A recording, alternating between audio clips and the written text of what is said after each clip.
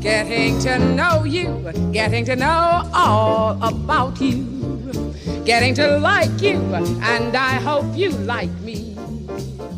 Getting to know. Hello and welcome, Lynn, to our next interview, or the BDF interview series of interviews.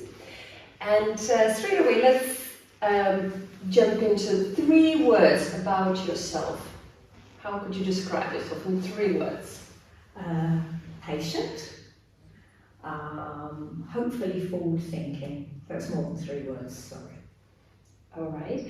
And why do you think patient? Where that comes from? I think that comes from my mother originally. She had it in oodle surf, and it was very, very important learning to actually be patient. And do you think that helped you throughout your dancing? Definitely.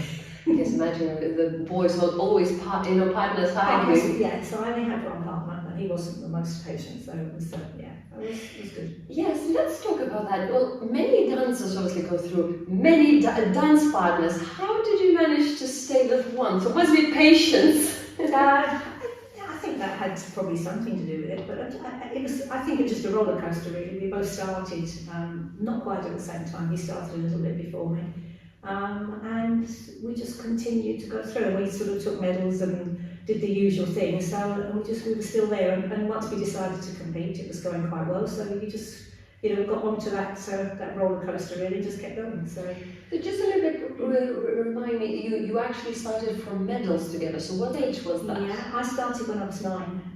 Peter started a little earlier than that. I started when I was 9. And you were together from the very, very No, he had another partner when I started. And he wasn't as faithful as he already had a partner when I actually joined the school. So it wasn't like he actually sort of changed. He then decided he would prefer to dance with me.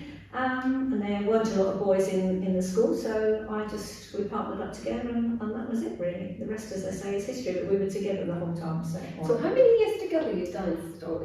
18 years we danced together. From 9 years ago. For children. I mean, our first competition was when we were 11. So that was when we first actually went out. Just before the end of June, we did 6 months in juvenile. Right. And then we went straight into junior from there and just carried on right the way through. So yeah. What's the most memorable memory from your dancing? Goodness me. There were a few things really. I guess first, I mean, it was perhaps Junior Blackpool. I think was the first big thing of going into a big place. What was the Tower Ballroom, and it's not as big when I look at it now as it seemed at the time, but it seemed quite daunting and wonderful really. I just thought it was great. I'd never been anywhere like that before, so that was lovely. It was a first big memory. Actually, one of our interview committee members mentioned snogging secretly in that tower. Oh, that was in the aquarium. Right, so that not the The aquarium was the place, yes. Have you done that too? I'm sure I did. Most people did. So what was so special about that aquarium? I think it was pretty because all the fish and the lighting. Of course, it was dark, so it was and I think that tradition went on for long after I was at Junior Blackpool. So it was to the point where we were always if a kid was missing. And there was actually one that I was involved with at the time that was missing when the competition was actually on. So it had to be retrieved by his father. And it was snogging during the competition? I don't know that he was doing that, but he was certainly actually, I think he was in Jungle Gyms, was actually playing. So, but yes, so the kids all used to love to go up to that part of the building. So yeah. And if I could ask you a secret, or share, could you share with us your secret that no one could ever guess about you? Goodness. I don't really know. I don't know that I have any secrets. I think I'm or a fact or something. I think I'm pretty much an open book. I think what you see is what you get. I don't think I have any secrets. You think of anything? Well, she was just talking to her son-in-law. Something that in the last few years that would have been. I really can't think of anything that's. Oh, there was one thing that I think probably would be perhaps surprising, and only because somebody else drew my attention to it. It was just the fact that I don't have one photograph in my house of me dancing at all. So somebody came in one day and said to me, I always know when I go into somebody's house what they do because there's books or there's something. And he said, I would never have known what you do. And that sort of stayed with me. I guess that's why there's no reason. I just never had the urge to. It wasn't something that was in my head that I needed to do. Yeah, I don't know. Then we had children. I guess I didn't want their friends to come in and there's pictures of mum. I don't know. Really, it was just one of those things that I never really got to do. And then the time went on, and I thought, oh, we don't really need those old photographs. So it just never really happened. So that might surprise people. And that's probably all I can think of. And you mentioned children. Obviously, you have a boy and girl, which are grown-ups and have their families, and you are grandma of how many? I'm a grandma of 4. I'm a nana. I've refused to be grandma. I'm a nana of 4. And how does it feel? Is it different being mum and being nan? Oh, tremendously different. So what is the difference? Well, I have to start with is when you're a nan, you can give them back. You know, so, but no, it's lovely because you don't have the pressure. I mean, it's, all those decisions you have to make as a mother, you know yourself. They don't stop. They start. Suddenly it hits you when you become a mother for the first time, and it just goes on and on. And even I'm aware now that even with my grown-up children, if you like, that there are still things that you feel involved with that you're not involved with when you're a nana, because it's kind of not your responsibility. That passes to somebody else. So you get mostly you get the good stuff, not the bad.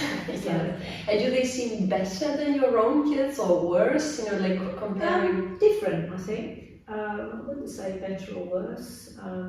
My probably less annoying because you're less seeing them. Well, 3 of my grandchildren don't live in England, so I actually only really see one of them regularly. And the other 3, different culture, so the whole upbringing I feel is different. So that again, it's not right or wrong, it's just very, very different.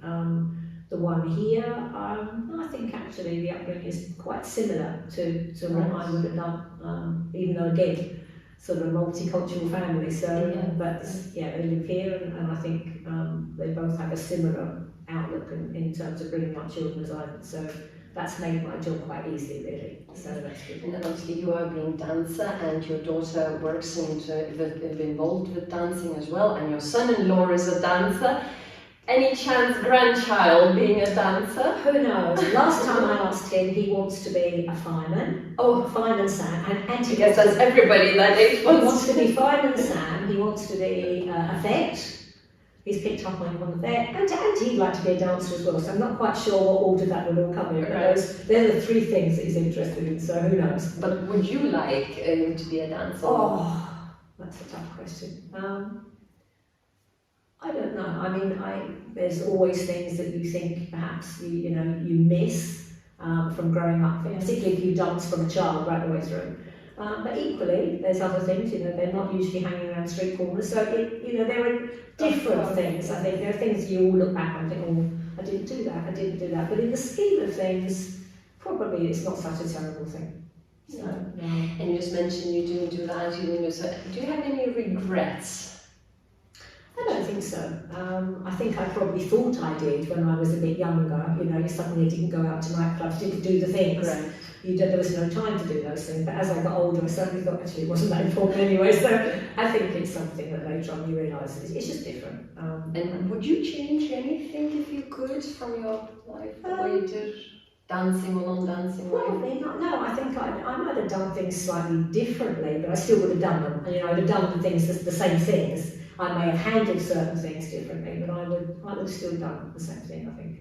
Looking back, I don't really regret it. So. Yeah, that's a beautiful attitude. It's obviously you're very content. And just to finish nicely the conversation, is there anything you could wish to our younger generation, how to achieve this content and being so happy and fulfilled? I think probably only the same thing that I would say in a lesson would be to work hard to improve yourself, and not, even though ultimately anybody that is a competitor wants to win. I think that's for sure, otherwise they wouldn't do it. But for me personally at the time, looking back now, I can remember thinking I wanted to win, but I wanted to win not because I was that competitive as a person. I was competitive with myself, so in the sense that I wanted to be better. And I think with that self-improvement, if you can stay relaxed about that, and it's just about the drive is to be better, I think then you have a chance to succeed. Often people sort of, the thing to win can actually outstrip everything else, and in the end they're not content because there can only be one winner. So I think to be as good as you possibly can would be what I would always advise them. But I would say that to somebody in a lesson anyway. It's all about your personal journey, not so much the winning or losing, albeit that of course that's what they're all aiming to do. So that's what I would probably advise. Yes, great. Well, with these golden words, we will finish this beautiful interview with Lynn. Thank you very much. Thank you. And we'll see you next interview. Getting to know you, getting to know all about you, getting to like you, and I hope you like me.